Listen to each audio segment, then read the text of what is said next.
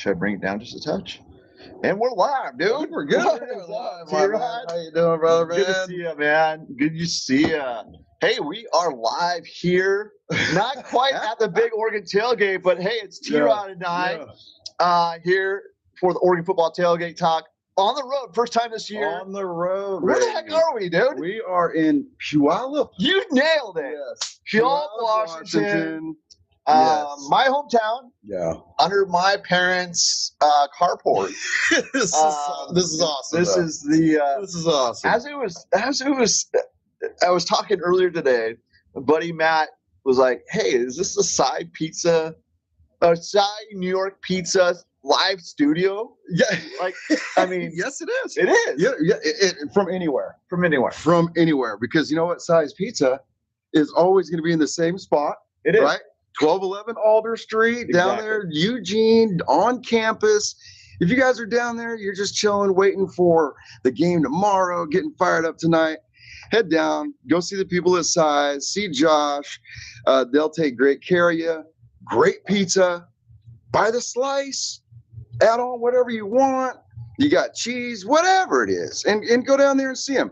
Give them a call, 541-686-9598. Or jump on and check it out at sizenewyorkpizza.com. Exactly. And they will take great care of you. And if I'm not mistaken, last week, Yes.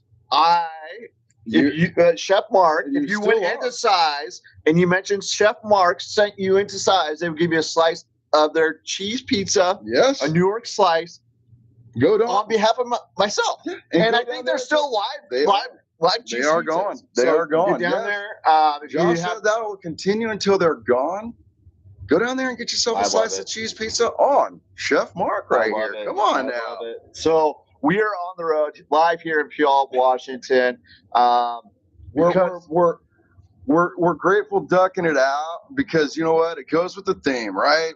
We're day after Thanksgiving. What are we grateful for? What are we thankful for? And so we're doing it right here. no better way. I mean, like when I think about this season as it is, as we near the last game of the regular season, I look back to at one, this show, and two, our tailgate that we have there at the Masonic. But man, I'm so grateful and so thankful for all of you. Like you, T-Rod, for this idea that we have here, this platform, to talk to fans, just like you and I. We're just fans. There's guys that sit behind a camera and talk Duck football. Well, and I think over the years, right? And my Duck fandom goes back to when I was a little kid. Yeah. It's just amazing sometimes when you think about the program itself, where we've come as a program, but what has that program brought along the way? And it has brought friendships. It has brought relationships. Exactly. It has brought the love of a football team has brought our friendships together and who we are as people with each other, but because of the Ducks. Exactly. So,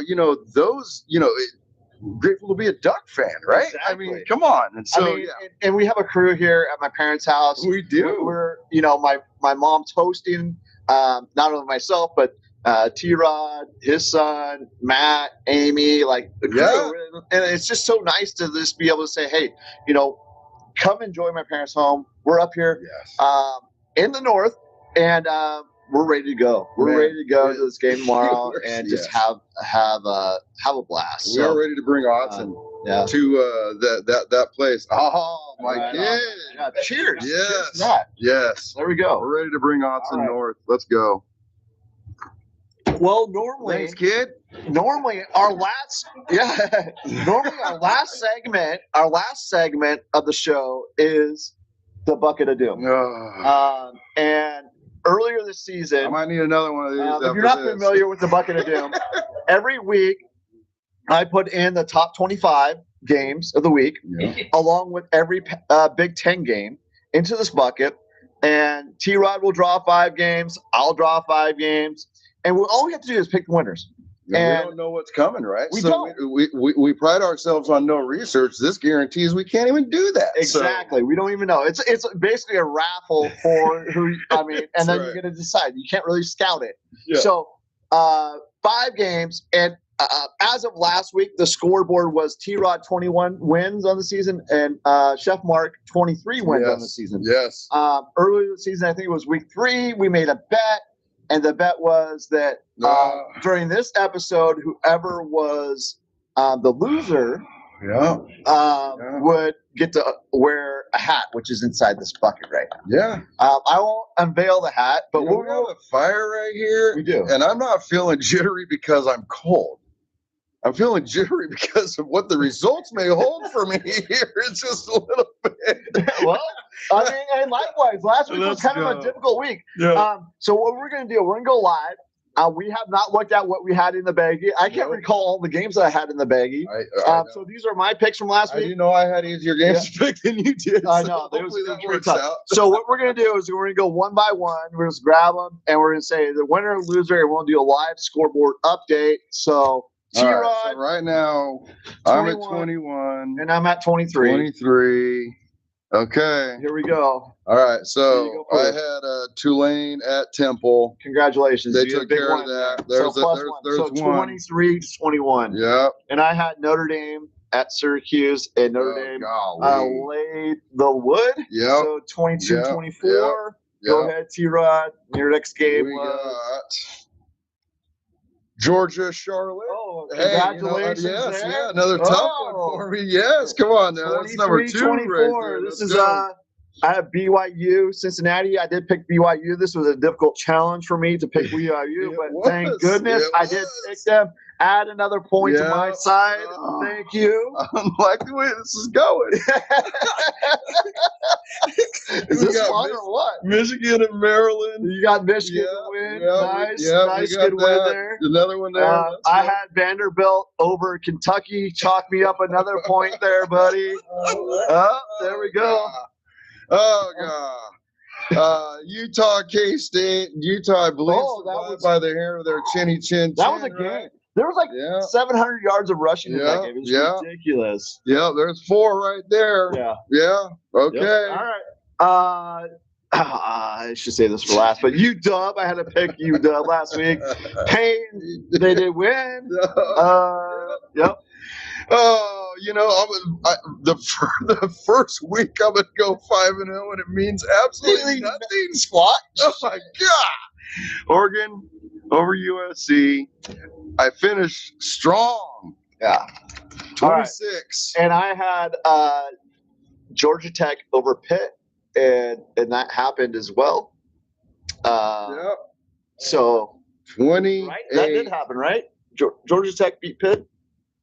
No, I don't believe so. But it doesn't really freaking matter at this point. Well, if they did, we're gonna go to. We need Alder on this. No, you're right. I think Pitt. I think Pitt spanked them pretty good, actually. Pitt won, right?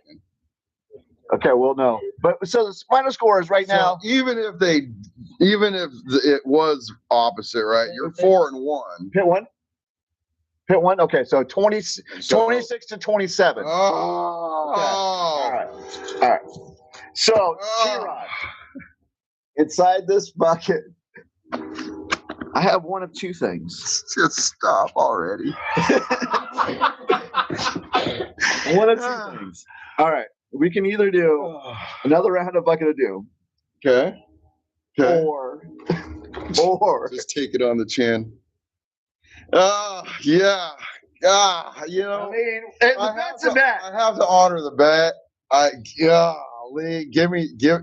the best thing about it is what I told you in the house is when I wear my hats. You wear it backwards. I didn't say I had to wear it a certain way. I just had to wear it. Exactly. So it is purple, but you don't have to know what it is on the backside.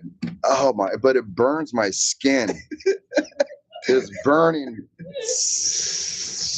All right. Let's take it.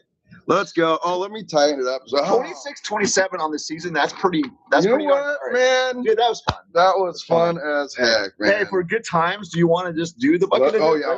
We'll still do it. Oh, yeah. You want to do it now, or you want to save it for later? Let's do it for later. All right. We'll do the bucket of doom later. And we may go live on the results on that at a later date, to be determined. But look forward to the bucket of doom. T-Rod, thanks for being a good sport. Oh yeah, man. I'm glad it came down to the wire, and I'm glad we were able to unveil the score at the very end. So a little closer than the experts thought. Man, that does not look good on you. No, it hurts. It hurts. Let me tuck this in. It doesn't go. All right. Well, let's move on to the next segment since we don't have to talk about that any longer. This segment is take 2 from from the game versus USC, which is week. Let's see, was that week 13? 13. Yeah. This is week 14 of the NCAA college football season 2025. So this is take 2 from the game versus USC. We're gonna pick one player on offense each. We're gonna pick one player on defense each, and that's why we call it take 2. Yep. T-Rod, why don't you go first? We're gonna start on the offensive side of the ball. When we look at the final score, 42-27, Oregon Ducks victory. When I look back at this game, I think about a couple things. One, the Zebras were active. And they're very active. The scoreboard made it look a little bit closer than I felt that it was. There was moments of the game where I was like, a little bit nervous, but like in the end, I was like, okay. So on the offensive side of the ball, who do you got? And only because it was on display this game. I've been riding with some coaches because of their ability to pick the pieces, put them in the right spots, have them ready to go, their development of these kids. So I'm going to go Mr. Terry. Oh, Elite Terry, Come dude. on, man. Dude, I mean, we coached that squad. We saw the defensive depth on display against Iowa on that D line, right? We saw that here with what, three? The rotation 3 to 4 deep. Yeah. Crater, right? You had Charlie, right? Right. And then on the outside, you had why am I always because he's third or fourth. Kamika Rogers. Yes, Kamika Rogers, right? I mean, and really didn't lose a step. You didn't really notice any sort of let up again. And it just speaks volumes to what these coaches are doing behind the scenes that we have no clue, but these kids are coming out prepared, ready to go. And so my offensive is Coach Terry. Dude, elite. Come on. He's elite right now, the way that he's coaching. Yep. And so it's the depth continues to show. It's going to show again tomorrow. And it's just kind of proven itself. And if this is what guides us to the end of this season to get to where we need to get to as guys get healthy, then again, it's just going to speak volumes to what these guys are doing. Well, when I think about League Terry too, and they coined, they named their room the law firm, right? And it's not just one partner in the law firm that makes up the law firm. That's right.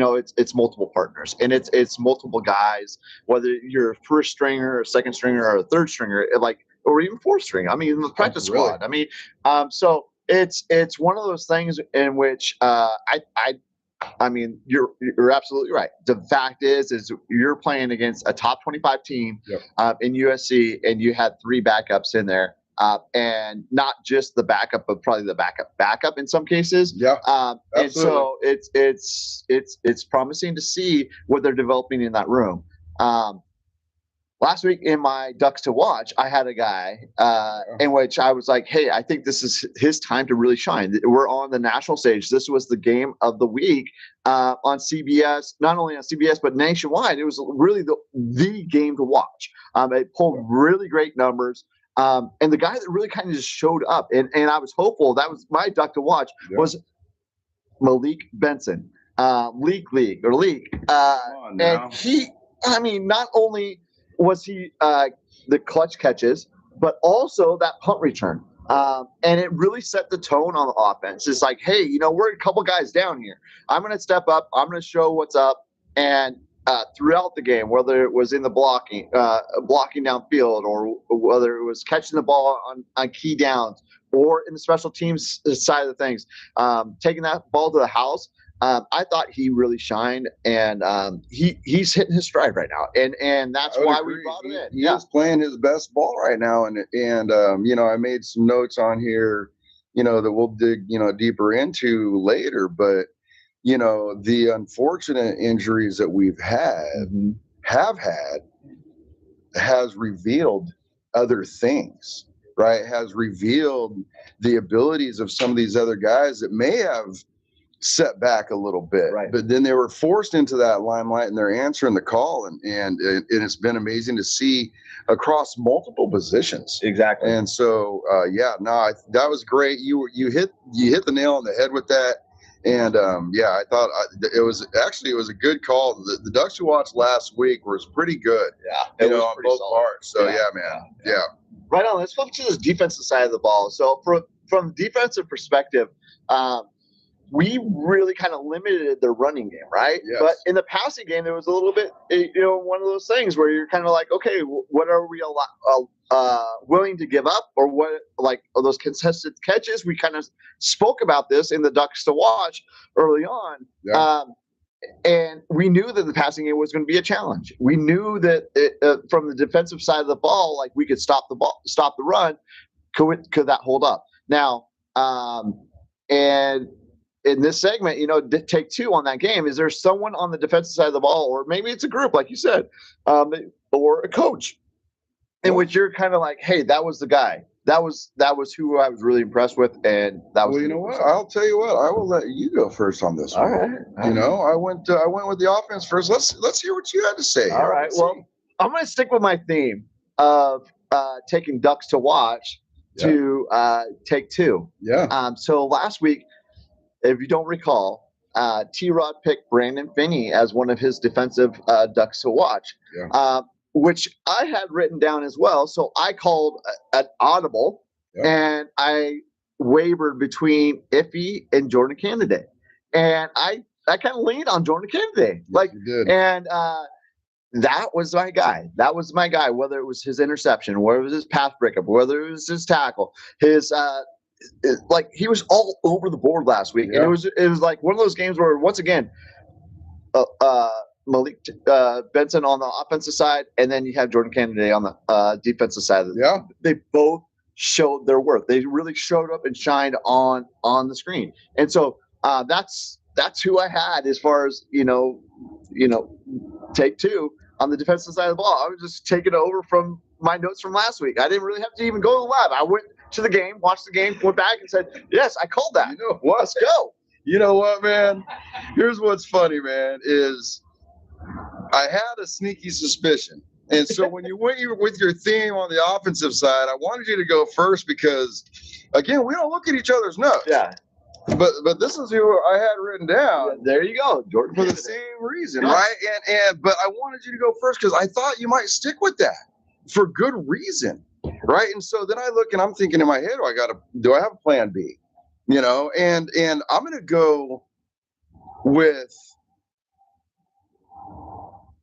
not your every down player, but a player that we are going to see in the future a whole lot of, and that's Nasir Wyatt. I was like, when you started to describe this, right? I had to hold back and not say Nasir. Not very many plays, but when he's in, impactful, right? He's the one who caused the short step, ball floats, interception by Iffy, right? And another huge play in the game against them. But we've seen that back-to-back weeks. Exactly. His ability to get off the line, his speed. Mm-hmm. This was a spin move to the inside. Last week was a dip under to the outside. What can this kid not do? Yeah. And so when we're talking about towards the end of the season, what can we look forward to going into postseason after tomorrow, right? We need to, we're dealing with business tomorrow, but even next year and going into next season, this kid is going to be something special. You got to think, because he's shown that ability. And so that is my Ducks to watch, take two, and also for the future, maybe take 4 or 5, you know what I mean? Yeah. So when he goes into the game, it's like I mentioned, I bumped Brian, who's sitting next to me. Brian Abbey, what's up? Yeah. Good to see you. What's up, Brian? A fan of the fan of the show and a friend of the tailgate. I always bump him. I go, Nasir's in, and it's like inevitable. Like the guy's coming around the edge, he's going after the quarterback, and it's what he can do. It's his speed in that position is impressive. So yeah, that's awesome. Yo, who we got here? Hello from Oregon, looking great. Go Ducks. Hello, T-Rod Chef Marc. Hello, Gwen Clough mom. What's up? Mark's mom's taking good care of us up here. Just want to let you know. Yep. Scott's in there. What's up, Scott? Good to see you, man. Doing? Scott, everybody, thank you so much for stepping in here. Scott says linebackers need to play their A game. D-line will be as good as always. DBs will always play aggressive. LBs play well. Oregon will dominate. Let's go. Yeah, I agree with every single one of those. Go Ducks. Yeah, way to break that down, Scott. Right on. Well, let's move on to the next segment, which is just the tailgate tips with T-Rod. And we're on the road this week, so it's a little bit different than where we normally are at, which is the big Oregon tailgate at the Masonic Lodge, and we can be like, hey, this is our spot. So it's a little bit different road, tailgating. So it takes me to my tailgate tip of the day. Nice. Which is your tailgate party is wherever you make it. Absolutely. Right. And I mean, we have transported ourselves. I mean, I have no idea what 220 miles, 300 miles, whatever it is. Miles, yeah. You know, up here, we're in this great carport here that is set up perfectly for us. We're in the flight pattern of SeaTac, man. I love seeing the jets flying back and forth. It is wherever you want it to be, people. It can be in your backyard. It can be in your front yard. It can be in your garage. Wherever you want to make your tailgate party is where you put it, and just make it the party that it's going to be. And that is the tailgate tip of the day. Set it up. Go for it. Have a great time, especially if you can't be up here at Autzen North. We want you to have your tailgate party at home. Enjoy the game tomorrow. And enjoy the festivities with friends and family who are still in town. Yeah, let's do that, right? So that is my tailgate tip of the day, man. I love it. Perfect. I love that tailgate tip. It's so true. It's like, hey, you know what? You can really tailgate anywhere you want. Like, it's just make sure you have a good time, bring your friends and family, enjoy it, and just go for it. That's it. That's it. Yeah. Yes, Amy, I agree. It's rather hard and difficult to look at T-Rod right now. So. Yeah. Oh yeah. Oh yeah. No. Someone mentioned it to me. I'm not gonna have a sunburn. I haven't been to Husky Stadium, Autzen North, or whatever you want to call it. I prefer Autzen North, but someone will say, hey, you have to get ready for all that purple. Yeah. But it's not normal. Yeah. Here, so, let me help you out with that. All right. Chef Marc's menu of the week this week. So it's a little bit different because I'm not really cooking this week. So some of the best cheese in the world.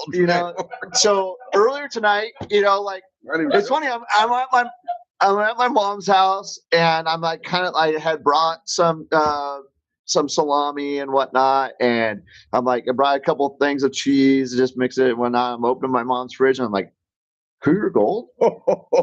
I'm like, your mom knew we were coming, man. That's 2 weeks in a row. We opened up a can of Cougar Gold. Yeah. We had Cougar Gold last week at the tailgate, Oregon, the big Oregon tailgate. It was my first try with the Cougar Gold. Yeah. And if you haven't tried it, Cougar Gold is made at the Washington State University on campus in their creamery. You can go online, look it up, Cougar Gold. You can order it. It's best aged at least a year. And so every year I have done a tailgate. I've had a can of it. My brother-in-law went to Washington State University, and he gets me a can of it. And it's genetically modified cheese, people. It's so good. It's so good. Up there at Washington State, they're doing some sort of genetic modification of the cows, the milk up there. They're doing something. This cheese is so good. Yeah. Maybe it's cougar cheese. I don't know, but it's so good. Super good. So we had a little charcuterie earlier tonight. We enjoyed some Cougar Gold. My mom's actually inside right now making us spaghetti and meatballs. Man. So we're gonna have some spaghetti and meatballs tonight. Chef Marc's taking the night off, and then tomorrow, really, it's just like we're kind of like, we're going to pack a few things, but I'm actually going to pull out some chili relleno tomorrow morning. I'm busted out. We're going to make some chili relleno burritos. If you've been to the Big Oregon Tailgate this year, we've had chili relleno twice because of the 12:30 kick. I just think, hey, you know what? 3 times the charm, right? Why not? Let's do it. It's simple. We can pack it, eat it, go. Good. Get a little bit something warm in our stomachs before we head up north and enjoy the game. So that's what's on the menu this week. After the show tonight, we're gonna enjoy some spaghetti meatballs and probably catch the fourth quarter of the game that's on TV right now. Texas A&M. It was at half when we cut to the live show. Yeah. So, Leah, too long, babe. I have to wear this hat too long. Leah, my best friend Rich out there listening, love you guys. And feel for me, feel sad for me, feel bad for me, feel something for me, because this hurts. I feel really bad for you. I mean, it was your idea, but I'm glad you're a man of your word. First off, he's a man of integrity in his word. That's T-Rod. Right? Man, yeah. But it is painful to even look that direction. Yeah. Hey, dubs down. Let's go. Last week you coined a new little. Yeah. We were up. So my family came into town, so we were up in enemy territory there in section 38, which section 39 starts and I was on the aisle, right? And so I mean, you hear that quite a bit, and it's a lot of hopeful, when they're doing that, and when it was close, we just turned that upside down too. It's easy. Yeah. It's easy. The best part about the O is you can't. It doesn't matter, people. It's always there, right? So, I mean, that's it, baby. So, Dubs down, Trojans down. It's all down. There we go. Right on. So the next segment is the big Oregon tailgate on the road. So what's our game plan this week, man? So let's just talk about a little bit about what we're doing as we head up north. We're going to leave here. We're on the south end of the Sound in Puyallup. We have a couple friends from Puyallup as well. Yeah. Belize and Jackson and Hadley. They're all going to meet up here. We're going to load up and we're going to head north about 8 a.m. We're taking our group. Yeah, we're going to roll. We're rolling 8 deep. Yeah. And we're going to get up there about 9:15, and we're going to do a stroll and roll through the tailgate scene to see what's up. We haven't really even done that this year, really. We've been not stuck, but when you have the big Oregon tailgate, where else do you need to really go, right? You don't have to. So not to say, hey, there really is nowhere else to go, right? If we're gonna, we're gonna. And the 12:30 games make it a little bit difficult to do the stroll and roll. So we're gonna do a little stroll and roll, and then I hear a rumor out there that the Oregon football Facebook group is also having a tailgate party on the south end of the stadium. Maybe worth checking out. We're going to check it out. Mm-hmm. We're going to leave our options kind of open. Our goal is to get inside Autzen North by 12, find our seats over there in section 102, and get ready to shout. Just ready to shout. Yep.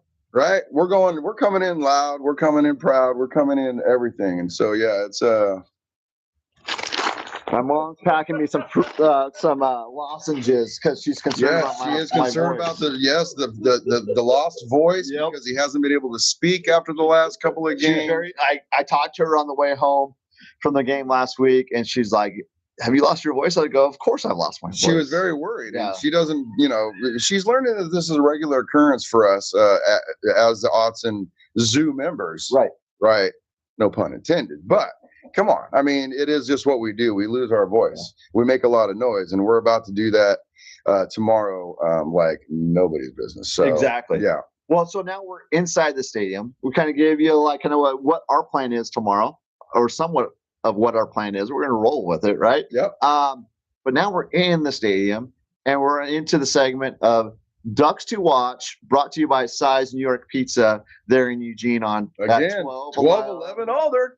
Go down and see it, man. It is right there. It has been there for since the 70s, man. Decades. Right? Decades. And so, and it's good pizza. I mean, wish we had one to show you right here, but no pizza tonight. It is delicious pizza. Go down there and see them. by the slice, 2 slice, by the pie. They have a huge, I think it's a 24-inch pie. I saw them making the other night when we went down to pick up ours. Wow. Huge, right? Wow. Go down there and see Josh and those guys at size. They do a great job. And just check in with them. There may be a slice of cheese down there for you from Chef Marc. Just mention my name. That's Chef Marc. it. Send me down. Grab Chef yourself a Marc. slice of cheese pizza. Let's go. Grab yourself a slice of double pepperoni, man. That double. So yeah. So Ducks to watch tomorrow versus the University of Washington. In this segment, we're going to pick 2 players on offense, 2 players on defense. We're going to start off with you, T-Rod. Do you want to start off on the offensive or defensive side of the ball? Let's go defense. Defense. Yeah, let's do that. Are we going to do one each? One each, back and forth. So we're going to play. Oregon is 10-1. Mm-hmm. Washington is 8-3. Mm-hmm. Oregon is ranked 6th in the nation. Washington is not ranked. Yeah, and that's according to Copilot. Well, I mean, Washington's lucky just to make it in the Big Ten, according to Copilot. Correct. And so, here we are, the night before the game, a little less than 24 hours away. Yeah. And who do you have on defense? Yeah, so I had a couple of guys in mind. Again, I'm going to go kind of another look, not too far into the future, but somebody who has had a good impact since that Iowa game when he kind of really started to catch my eye, and that's Terrence Green. Right? Number 99, right? I mean, and the fact that it was 2 seasons ago or a season ago that he took the time to take a picture with an old man right outside of the duck store at Autzen with him and Jerry Mixon. I still have that on the phone, man. So, but yeah. I mean, but just the fact that he's now finding himself in that regular rotation, I think kind of backing up Bear, right? Yeah. And holding his own and having an impact. Again, I like going with some of these newer guys or guys that, aren't there all the time in your face, right? And what kind of impact are they having? And outside of him and Tion Gray, right? They're both doing their thing with their opportunities. Right. And that's what I wrote down here is he's taking advantage of the opportunities that have been given to him on that line. And so Mr. Green is one of my guys, and I think he's going to continue to have an impact here as we prepare for what I think is going to be, I don't know. I think that we may see an active QB role coming on the field with Washington tomorrow. Try to keep us a little more honest, right? To try to open up the run game for them. Yeah. And I think the only way to do that is to get their QB busy. Right. And so we're going to have to account for that. Mm-hmm.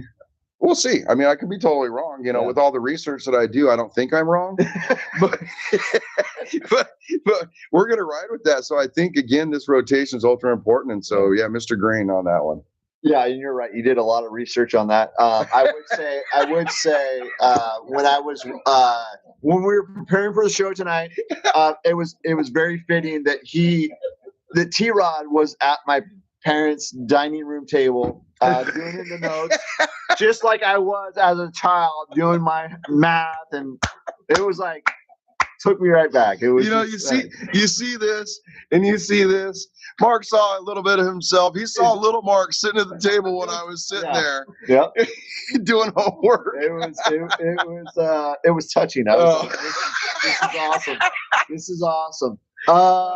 So for me, I'm gonna start in the defensive backfield with Brandon Finney. Like last week, he was your Ducks to watch. I'm going to take him as a Duck to watch this week. Okay. And I think there's something about that USC game in which he hadn't really been targeted a whole lot throughout the season.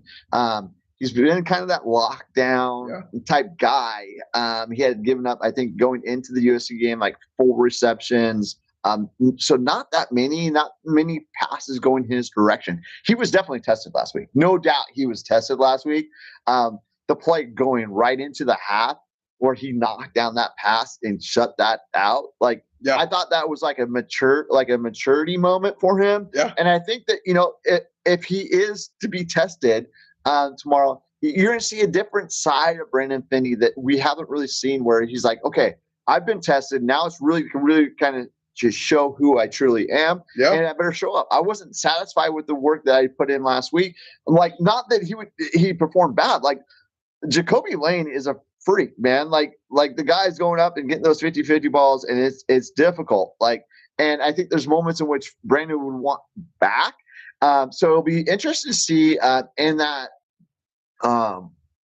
moment tomorrow how he shows up and how he performs, and does he look at last week as like an opportunity for him. Once again, you spoke to opportunities, but this is an opportunity for him to learn, grow, and then prove.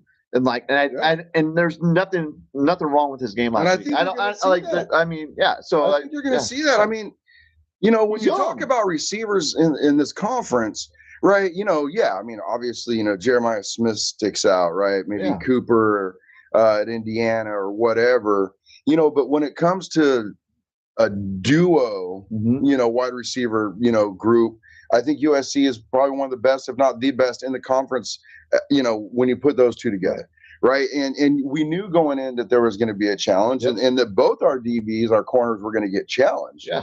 I think they answer the call in some situations. My thing is this is, and I don't, obviously not the NFL guy, because my research puts me past the NFL scouting stuff, takes me to the front office type stuff, like general manager type stuff, right? Absolutely. So with all that research I do, I mean, oh man, it must be the hat, bro. It must be the hat. But when you talk about the physicality that this young guy wants to play with, right, he hadn't really been put in check all season by the whistle. No. Right. And he wasn't put in check partially because they didn't want to throw his direction. Right. And I really don't like listening to the TV commentators and whatever they have to say. But there was a couple points as we move forward into this game tomorrow. Right. And then, whatever the future holds for us, it was a great game for him to learn, understand, how do I defend when I'm being challenged? Right. And the whistles are also on my backside. Exactly. And so I thought that the opportunities were there for him to make some good plays. There was definitely a couple of ticky-tacks, and I'm like, or they could have been offensive pass interference. Exactly. Right. Exactly. But at the same time, he has grown and adapted all season. I don't see that routine changing for him. I think he makes those adjustments and just is better for it. Exactly. So I think you're on the money with that. I think that's a great call. Yeah, absolutely. Like I said, I think you mentioned it earlier. It was just the opportunity. Like, you have to take this opportunity to learn and grow from it. And I'm a firm believer of that. Whereas, in the face of adversity lies opportunity. That's right. That's right. Some adversity at this point in the season. Now go out and earn your keep. Man. That's right. Like, go out there and show them what's up. So you're one of my favorite TV movie stars, Mike the Situation from Jersey Shore. The comeback is always greater than the setback. There we go. There we go. How did we get that into the pod, dude? Oh my God! Because it's the hat. It's the hat, bro. It's taking me weird directions tonight. It's the hat. Maybe the drive, the hat. It's all just coming together right now. Yeah, you did make a drive today, and I mean. Oh yeah, no. I-5 North. Here you go. All right, so your second one on defense. Who's your second duck to watch on the defensive side of the ball? Well, he's Canada's partner back there. Oh, yeah. I think Dylan is again. We're seeing his ability to step up into the hole, stop the run, get downhill, not afraid. And again, we touched on this last week. Right. None of the DBs are afraid to put a hit on you. Yeah. They'll put a hat on you and, see where that goes.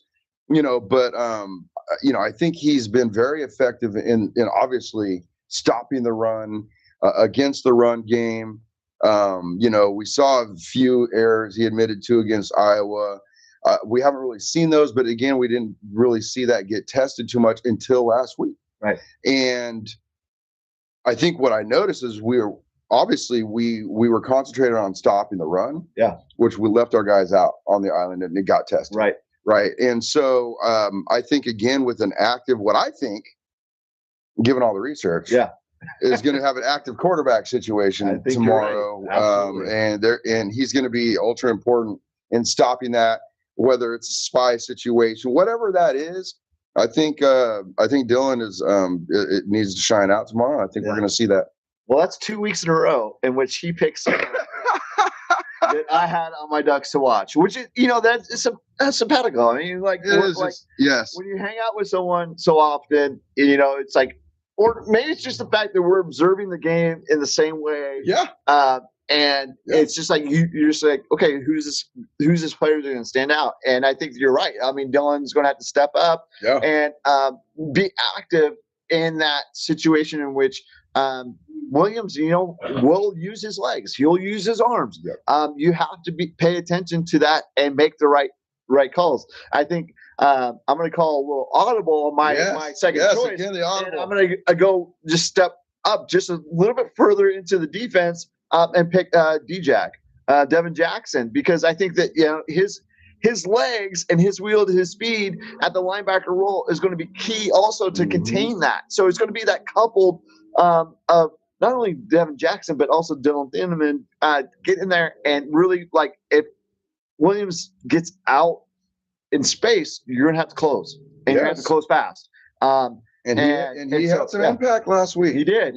I didn't think we were going to see him as much as we did. Yeah. When I watched the film back, or the game back last week, one thing I did notice was it was almost as though Devin's like doing a little check and then watch and then go. And I think it was was he spying the running back, or was he spying the quarterback? Whatever it was, he was reading, and he was kind of getting out there. But it'll be interesting to see how he performs. Is he a little bit more fluid in that defense this week?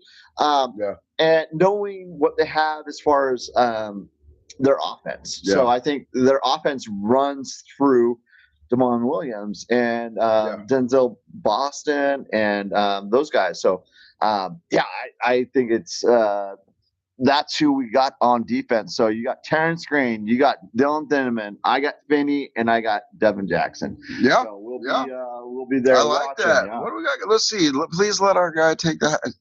It's hurting our hearts. Imagine if it's hurting your hearts. Imagine what it's doing to my head right now. I feel like I'm mummy squeezed right now here. Oh, my mom says that your mom's a good mom for making sure that you have lozenges. Yeah. Yes, my mom. Yeah, awesome. Yeah. She is pretty special, Amy. You all right? Oh, the quacking Padre. Go Ducks. Finally caught alive. Thanks for coming in, man. Awesome. Good Scott, 100%. Keep a spine. Yep, exactly. Yes. We're right on. We are on the same page here. Scott, you can be here. Yes, let's go. Right on. All right, so I'm going to flip over to the offensive side of the ball. Once again, this is a Duck to watch. We're going to pick 2 offensive players each. I'm going to start on offense because last time, he started first on defense. Yep. I'm going to go on the offensive side of the ball. I'm going to start off with Dante Moore. You were going into hostile territory versus Washington. This is a rivalry game. This is our rivalry game within the Big Ten. Yeah. Actually, I would say this is our rivalry game. And so this is Dante's first appearance in this game. And how does he perform? I think he's really kind of, quite honestly, excelled in the last 2 weeks versus not only Minnesota but also USC. He had that one interception. I think he probably want that throw back, but if you watch the play again, it was a little bit like, hey, something wrong with spacing, maybe. I don't know. Nonetheless, I think Dante Moore is my Duck to watch on offense, number one. And I think that not only in the passing game, but also in the running game, I think that, there's some opportunities there that he may be able to get out and move. Yes. And so get in space a little bit. Yep. Yeah. You got to keep that defense honest. I like that. I like that pick. Right. And I think, when you look at, first of all, weather, right? If we knock on wood, we should have a pretty clean day tomorrow as far as weather goes. Maybe a little bit crisp blowing off of Mont Lake out there. Not too often that you're in Western Washington at the end of November and you see blue skies in there. Yeah, man. And, and so, but his effectiveness over the last couple of weeks, even last week, which was a slow maturation to the numbers that he had, but what he still end up 22 of 30 or something like that. Very effective. right? But it was slow getting there. And first of all, it's because we were running the ball so effective. Right. He didn't have to be pressed into doing certain things. And also, the adaptation with the receiving group that we have. Yeah. Right. And I have some notes written on that and the impact that, some of these injuries have had on our play calling, how those plays are being executed, who they're being executed by. And so, and that, and honestly, that'll lead to my number one on offense. Here we go. Right. Jamari Johnson. Right. We're clutch, man. We're going with Jamari because of the fact that when you put, DK down, right? He's out, Bryant's out, right? It's not sure who's going to fill those voids. Jamari Johnson's ability and what he's done at that tight end position has allowed us to move Kenyon wherever we want, right. Wherever we want to put him, wide out slot in the tight end, moving him back and forth. I mean, his motions that we're using him, blocking again to open up that middle seam for the guys to just run through. Kenyon is as good now as he's been all season because of Jamari Johnson's ability to play that position and do it well, block and get open and then get downfield. And we talked about that, I think, last week about the guy covers yards you don't think he should. Right. I mean, he honestly reminds me of Juwan Johnson. Yeah.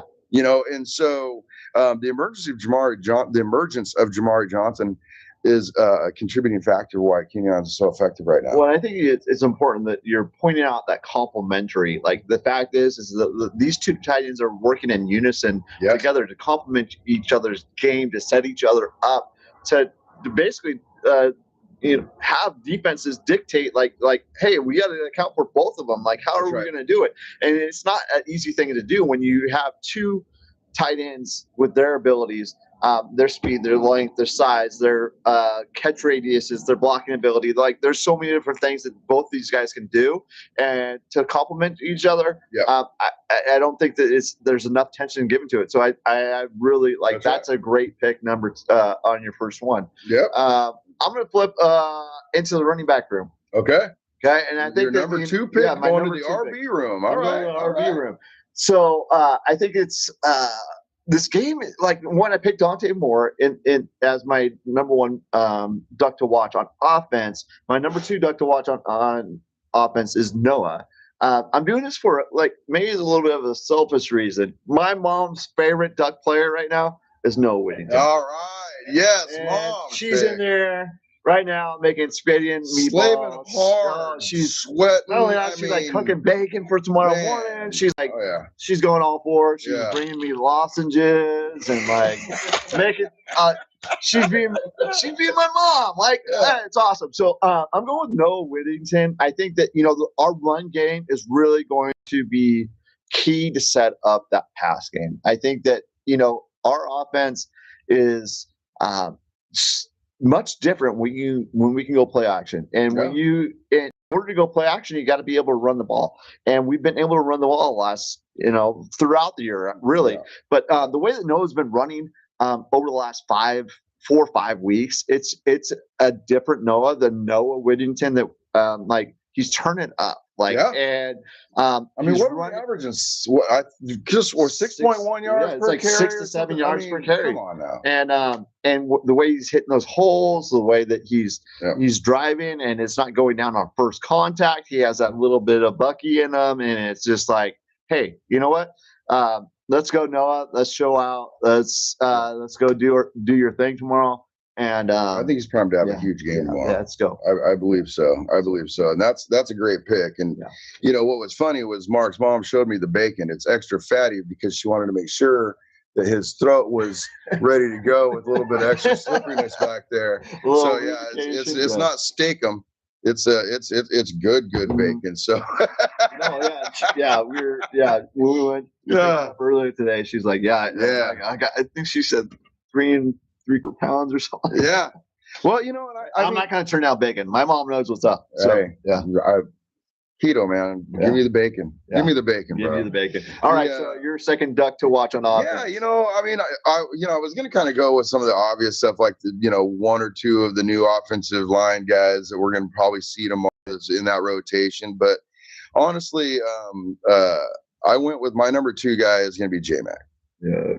Right. We're starting to see again an emergence from what is wide receiver 2 right now, and taking advantage of the opportunities given to him, on the field, but also due to injuries, and because of his ability to be that second guy is also again contributing to Kenyon still having room to run and be effective in the pass game, because you still have to account for guys like Malik and for J-Mac. And again, I think the development of these guys just continues to progress, because, I honestly, I mean, you see, Evan's going to be back by this. And then, no, DK is going to be back by this. And you know what? If the injuries are what we heard, they're not. Yeah. They're not. They could be out till next season, right? Yeah. You don't want to, stress some things out and blow things out and just make it a whole mess. And they're back earlier, then great. But when they're ready, they're ready. Exactly right. And so, but at the same time, right now, they don't have to be ready to go. So we don't have to press them into action per se, because of what we're seeing out there with the guys that we do have. Next man up, and I think J-Max answered that call, man, and is going to continue to do so. And I just think about those quality reps that they're getting with Dante right now, as far as that connection and working together. Like with J-Mac, he's becoming, with Gary being out, he's becoming like kind of like that third down receiver. And same with Malik Benson. Like they're both like kind of, once again, we're talking about complementary, like not only within the tight end room, but on the wide receiver room, those guys working in unison to like work together and get open and find those like voids in the offense to get open, get those conversions. And so it's so neat to see. I'm really excited for that game tomorrow, man. I am too, man. I mean, we were talking earlier out here about, I don't necessarily like to feel, I don't like to feel the way that I feel about this game going into this game, especially when it's up here. Yeah. Right. Which is actually a little bit more confident than I like to feel. Right. I like to feel more like I did last week, which knowing that we were going to probably have a good game. Right. But that we should, emerge victorious. Yeah. But go through the battle that we go through during that game, and then walk out with the dub. Yeah. Here, I don't like to feel the confidence that I'm feeling going in tomorrow. Yeah. I don't feel like the game's going to be close, but I'm preparing myself for a close game. If that makes sense. No, exactly. I mean? Yeah. And so, I mean, you got to realize where you're going, right? Is into your rival's backyard, right? Yeah. You're going to go play a game in their stadium, in front of their fans. They got to sleep in their bed tonight. We get to sleep in some hotel. God knows where. The best hotel. We're staying at a Holiday Inn tonight. And so, I mean, like, I think it's, I once heard someone say, if you're not a sponsor. Yeah, exactly. Not a sponsor. If you're not nervous going into the interview, then you haven't prepared well. Yeah. And I think it's okay to have those little bit of butterflies. And you hear a lot of like professional athletes, Marshawn Lynch being one of them, where he's like getting sick in his stomach before every single game. And that's why part of the reason why he ate Skittles was like afterwards he had to get some blood sugar up. You get that going again. So Krista, go Ducks out there. Right on. The chat is live. Back. I think Ponzo is questionable. Yeah. It'll be interesting to see if he does play though. Like I would suspect that he does warm up. And see what happens. Game time decision. I would say. I think he's going to be prepared. I mean, it was a leg whip, right? From what I heard, right, or whatever that might be. Have no idea, but I mean, possibly, but one to watch. The noise. We'll see. Yeah. The communication in the louder environments has been handled very well. Mm-hmm. And how they obviously with Penn State and then Iowa they did the same thing, right? And so. I think that continues to be the case regardless, because even if Poncho's not in there, he's the leader. Yep. Right. So he's going to make sure that all those guys are prepared.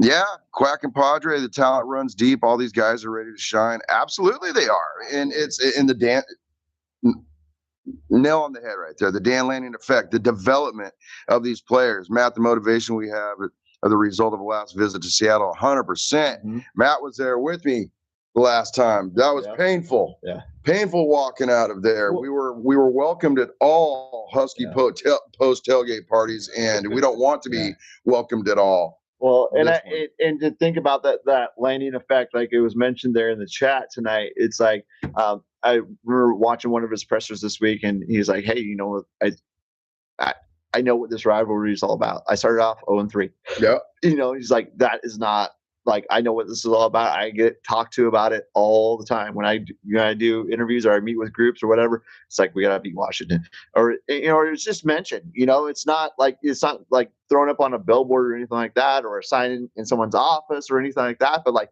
he knows that like this game is very important to the Ducks, to his program, and to the success that he can do. I would throw up on a Husky billboard, though. I'd throw up on it. Oh yeah, I just puke all over that. Like that hat, dude. Yeah. I mean, the hat is changing color. Yeah. Now here's the thing, man: is if we go to the bucket of doom, right, then that resets, and I get to take the hat off. That's correct. Yes.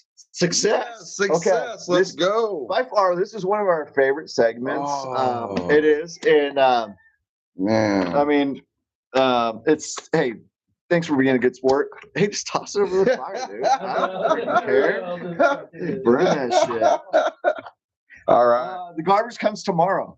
Yeah, it's going out at my mom's house, so you can put it out there, man. Put it in the garbage. Yeah, I'm putting it in the garbage. Yeah, there we go. All right, so we're loading the bucket of doom tonight. We don't actually actively know the score of the Texas A&M. We don't. Matt, it was tied when we came in, right? No, it's 10-3. 10-3 going into the half, so we don't know the score. Is there anything before that game's not in the bucket tonight? Is there anything in that game when we wrap up this pod? We're going to go inside. We're going to enjoy the pasta and whatnot. We're going to have that game on. I think it will probably be in the fourth quarter at some point. Without knowing the score, is there are you swaying one team or the other? Like Texas A&M being 11-0 versus Texas 8-3, playing in Austin. And they were down 7 going into the half. Texas was, the Longhorns. And do they pull it off? Is there do you have any? Are you feeling any way? Is it yeah? I mean it's a whole Big 12, right? Yeah, I just it's again, it goes back to this whole SEC conversation about are they really? Is the conference really that good top to bottom? And when you watch a Texas team who's okay. Yeah. Right. They're not great. Yeah. They're borderline good. Yeah. Playing in a conference that is so tough, but yet this Texas team that we're watching has managed to get themselves to whatever their record is, 8-3. 8-3.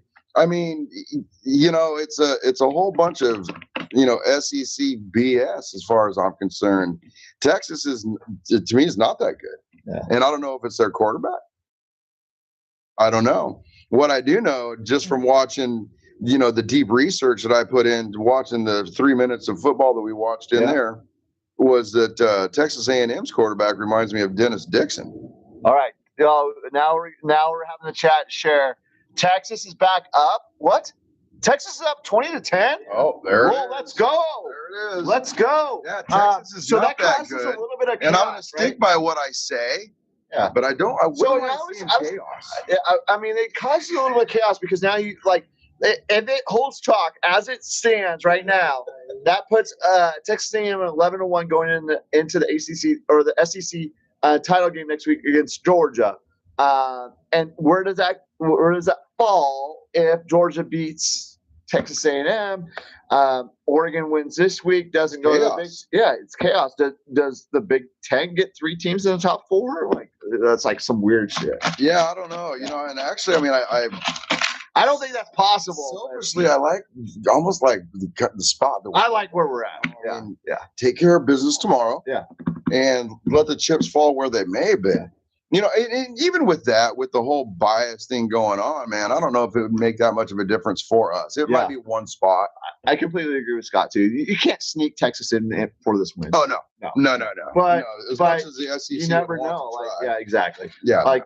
Maybe if they bump Miami out, but they're going to bump Miami out either way. So, let's do the bucket of doom. We're an hour in right now. Do you want to do full 5, or do you want to do 3, or what do you want to do? You know what, man? Let's do 3. 3. Let's do 3. Okay. Yes. 3. Yes. So inside the bucket tonight, we have all the top 25 games tomorrow, along with all the Big Ten games tomorrow. There were some games earlier today. Those aren't in here because obviously those results are known. I get to go. This is the second week in a row I've been able to go first. Yep. Man, I'm so excited. Come on now. Is there a bet on this one? Come on now. We just live with it. No, I don't know, man. I don't have a bet in my head, but I don't know. I think this is just for fun. This is just for fun, Mark. I'm tired of betting with you. What do you got? I got Virginia Tech and Virginia. Boy. Well, first of all, Virginia Tech, congratulations on what I think is a decent coach hire. Yep. Kind of fits your mold a little bit better, kind of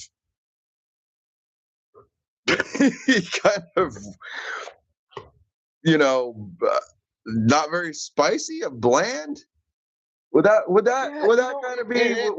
fit like a Virginia Tech, like a Beamer ball? No, it's not that. Like entering in Inner Sandman, let's bring back the energy to that. I like that hire though for Virginia Tech, but they're at Virginia. I think the Cavaliers take care of business. We're going to go with Virginia on this one.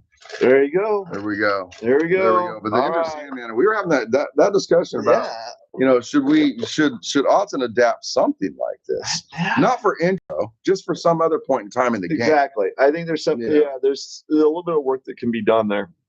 I'm gonna fill out that survey. There we go. All right. Can I get this thing open? Here we go. I have Notre Dame at Stanford as my pick number 1. Notre Dame goes to Stanford and beats the Trees. Yeah. Although the Trees did beat Cal, and then Justin Wilcox. The Trees got Wilcox fired. Wilcox is no longer. No. But I don't know if that necessarily means that Tosh leaves us either, though. I don't know if that's an automatic dealio. Yeah, let's see what happens. I don't think people. I think there's a lot of that shuffling that's going on in the coaching world. They should shake down within the next 48 hours, let's say.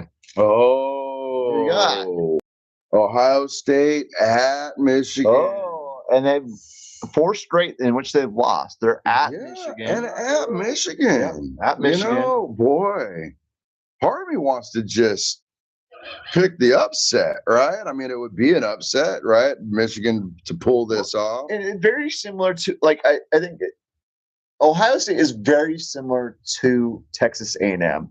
When you start, I'm an Oregon fan. Our schedule isn't the most difficult out there, but Ohio State really hasn't been tested all year. So I'm going to leave it up to you. That was just my thoughts. But 4 straight by Michigan. I still have that image in my mind of Ryan Day standing at midfield, his arms crossed, looking around, everyone's getting fired. We're at the big house, right? Yeah. So I mean, and this is a win, not cover. Here's you know what? I can't do that, but I think boy, I'm gonna go with the Buckeyes.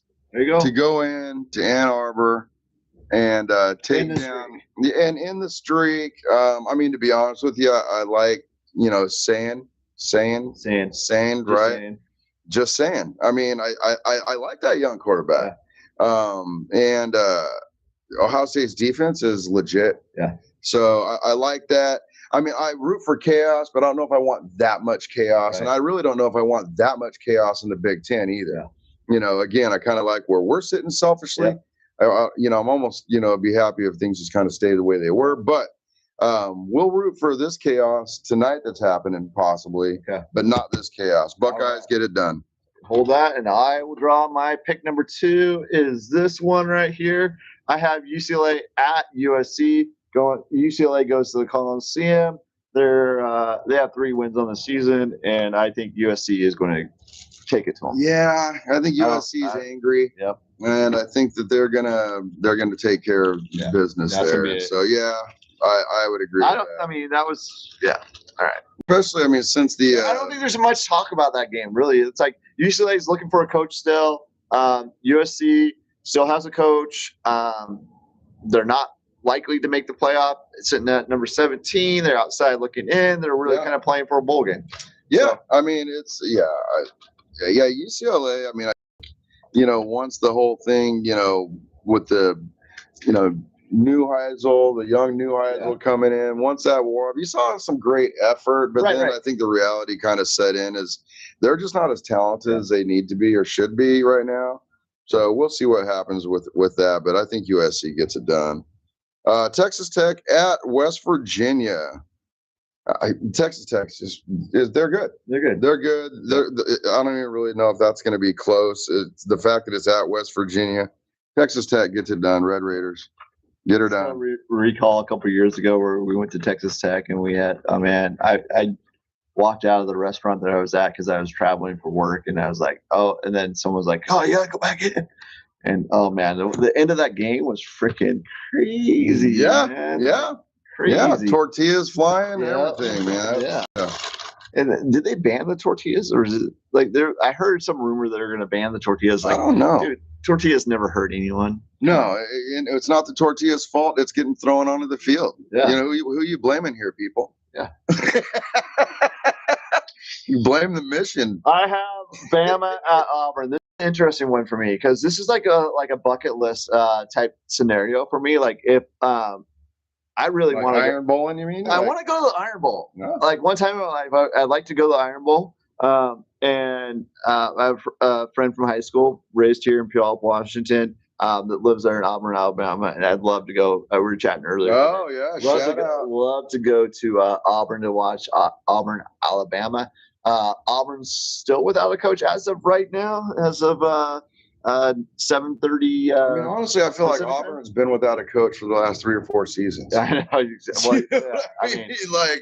They're always searching for a coach type thing. But this one's interesting. I think DJ Durkin's coaching for his job, essentially. He's the interim coach. It's a live interview. You go out and you beat Bama, you're hired. Yeah. Right? Yeah. And Bama, there's been some murmurs about DeBoer. Like, is he the Penn State guy? Is he not? Like, is he out? He just lost his wide receiver coach to Oregon State. Congratulations, Oregon State, on your new coach. I think it's a good hire. I thought that was a good hire. I'm excited for Oregon State. But in this game, I just Alabama, gosh, I'm going to pick Bama. But I would not be upset if Auburn won. War Damn Eagle. War Damn Eagle. No, that's it. I'm picking Auburn. Okay. There it is, people. I'm willing to put it on the line. I'm picking Auburn. There it is, people. Those that know me, like I said, it's a bucket list item. So before we end tonight, I just want to take a quick second here just to thank you all for being live tonight with us on the road. It's been a pleasure this year to do the podcast. You guys have been awesome. Yeah. We set out on this journey, and I told T-Rod when we started, I go, hey, let's just set a goal to get 30 subscribers on YouTube. And as of this afternoon, we had 61, dude. Yeah. So double that plus we did. one. Yeah, right? we did. And so congratulations. Yes, that's the thing. Yeah, right here. Okay. That's awesome. And we just love to do it. It's coming here and just like chat and BS. Yeah. And talk about the Ducks, talk about the games this week, talk about tailgating, talk about the things that we love. And we can't do it without you guys. Can't do it without you guys subscribing. We appreciate you and all. We do appreciate it. Much. We are also on Instagram at OFTT Podcast. So that's Oregon Football Tailgate Talk Podcast. Mm-hmm. So follow us on Instagram. We may do it live tomorrow. We may jump on and try to do it. Hey, test it out. We don't know where we're going. It's the technology. Right? Who knows what happens? And then also we're also on Twitter at OFTT Podcast on Twitter. So follow us both those spots. Yeah. Like and subscribe. I think that's only the second time I've said this all season. I know. And really, we just wanted to grow it organically. Our goal was 30, and that would be kept up between us. And we're now up to 60. So Thanks for making it a success on our first season, regular season. Yeah. Will we do a postseason one? You know Yet what? to be determined. To be determined. If the results are what we're hoping they are tomorrow, then yeah. Could be one of the most epic things ever, but not too soon, people. We got to handle business. Yep. Huck the Fuskies. Whoop their asses tomorrow. Dubs down. And always let's go. Go Ducks. Go Ducks. That's it, baby. Sweet. Great show.